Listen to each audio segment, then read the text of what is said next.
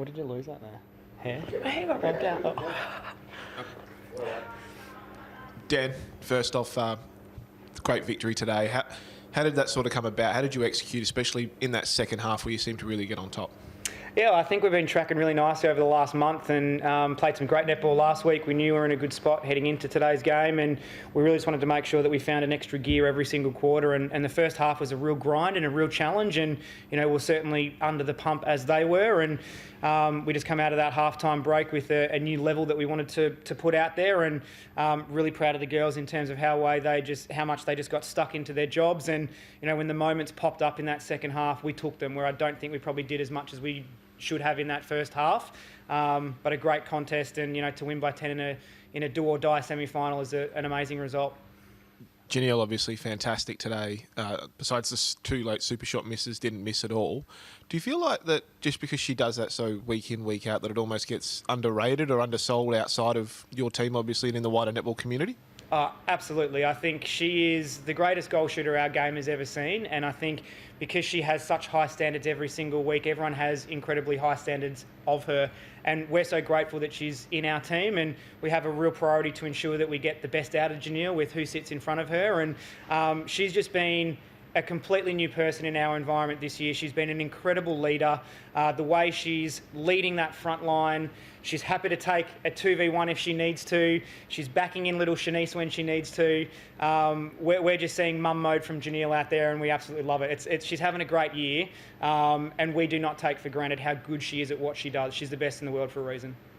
Came out really clinical, sort of a couple of turnovers late in that first quarter cost you. How did you reset at quarter time and at half time to combat that?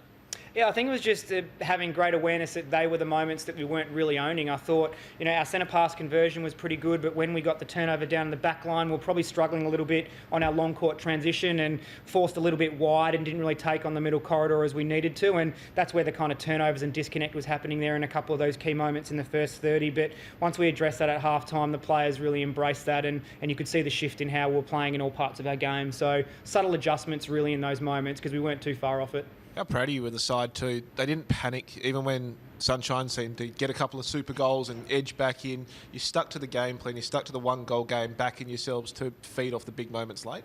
Yeah, I think it's really important in this game, particularly with the super shot, that you've got to have a real ability to absorb pressure. And the moment that you get overwhelmed when an opposition scores a super shot, you've just got to respond in that moment and do what you do really well. And I think this team's been on a really important journey across the course of the season. And I think we always connect back to the mid part of the season where we went win-loss for a while. The learnings that we're getting out of those moments were so valuable, so that we've got great confidence now in these pressure games that we can hold our nerve, we can absorb pressure, but we know that we're very good at applying great pressure to our opposition as well. So in a very short amount of time, this team has become really mature and really connected to each other, and hopefully that holds us in really good stead over the next couple of weeks. Speaking of short amount of time, you've now got a 6-day break and a travel to Melbourne. How do you look to combat, to win the premiership, you've got to go away twice. That's just the fact of it. How do you look to combat that? Because it is a long trip for a WA team. Yeah, embrace it. We are so happy that we get through this game. It's a very confronting game, the minor semi-final, where your season can stay alive or your season can be taken from you very quickly. So we're going to be really grateful for another opportunity to play netball in finals pressure, and we know we're in great form and we're going to be really hard to beat at our best. So we can't wait. Sunday, brilliant job in goal defence from you tonight. Constantly changing who's going on and off behind you there. Is that confusing at times, or is it your role just stay the same?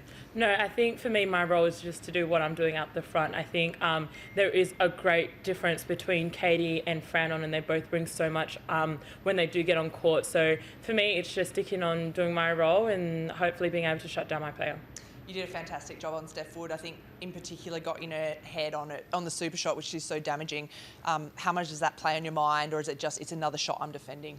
Yeah, it's just another shot I'm defending, as long as I can put as much pressure on her. And I think what worked so well today was that change between Katie and I over the hands over. And, Katie coming over and putting that big arm over just really did put Steph off. But yeah, just changing it up and just sticking the same at times as well. Did you watch the game yesterday? I didn't watch it, no. Okay, I was about to say, are you going to go back and watch it? Yeah, I guess I'll go to back have and a watch look it now, at what Thunderbirds did so well about picking apart Vixens. In saying that you guys beat them the last time you met them, that must give you plenty of confidence. Yeah, it does give a lot of confidence, and I think going into the next week and our training week, Dan will put out stuff that we need to work on and what we can do to combat the Vixens' attacking end. But yeah, I guess for me, it's just seeing what I can do to make it as difficult for whoever I'm on, and just doing that when I'm out there. You had an incredible crowd again this week. You know it's going to be the opposite for you guys next week. How do you prepare, or what do you need to do to stay connected in those tight moments with a loud crowd? Yeah, I think for us it's just, I guess, connecting as a team out there and keeping those comms and, celebrating those little wins. As long as we're focused in our bubble and not getting too involved with what's happening outside, we should be fine. Dan, we've seen Vixens lose 3 of their last 4 games, and 2 of them are real pastings. How much sort of mind games is there that goes on between the coaches? Because, we could see Vixens come out being really pumped, or we could see potentially a demoralised side. Yeah, I think the most important thing is you've got to really respect the opposition, that they'll show up and play their best netball in the games that really matter. And, we have a great amount of respect for the Vixens, the way they're coached, the calibre of their players. They've got some of the biggest names in the game that we know they'll be disappointed with how they played in their semi-final. But we will prepare for and anticipate Vixens at their very best, because that's what a preliminary final demands from both teams. So for us to be the best, we want to make sure we're beating those teams, and we want to take on a Vixens at their very best and challenge the life out of them, and we can't wait for that one. And Sunday, new look defensive end for Fever this year. Where do you think your biggest growth point's been? Wait, sorry, can you repeat that? New defensive end for Fever this year. Where do you think your biggest growth has been? Oh, I think our biggest growth is probably just the connection and comms, and being able to just point out, work on this or work on that, and everyone just being okay with that open conversation. And I think everyone's taken it on so well, which is making us, thrive in that defensive end. So yeah, I think just the comms out there has been great. Thanks. Well, best of luck next week. Thank you. Thank you.